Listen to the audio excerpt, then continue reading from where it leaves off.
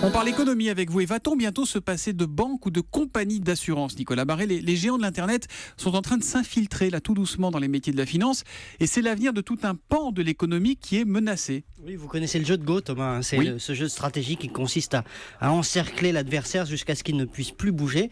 Mais c'est exactement ce que font ces géants de l'Internet, les Google, Amazon, Facebook et autres, qui sont en train de prendre position dans ces métiers financiers, ces méthodiques, les paiements, les transferts d'argent, le crédit, etc. Petit à petit, ils grignotent la forteresse. Et c'est donc une nouvelle concurrence pour les banques là. Et une menace pour leur modèle économique. Or, je rappelle, les banques, en France, c'est 370 000 salariés. Les compagnies d'assurance, c'est près de 150 000.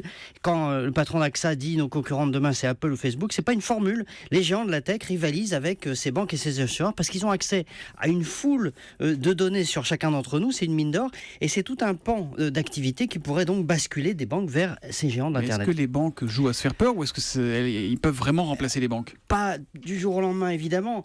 Mais deux remarques. D'abord, ces géants d'Internet, ils sont tous soit américains, soit chinois. Il n'y a pas un seul européen. Là, il y a quand même un petit sujet stratégique. C'est-à-dire que demain, si on va au bout du raisonnement, il pourrait ne plus y avoir de banques européennes. Si on va au bout vraiment jusqu'au bout, oui, effectivement. Et puis deux, en Chine, les banques étaient moins développées et on voit que ces géants ont développé toute la palette des services financiers. Donc oui, ils ont des capacités techniques, effectivement, d'ébranler cette forteresse de la finance et les emplois qui vont avec.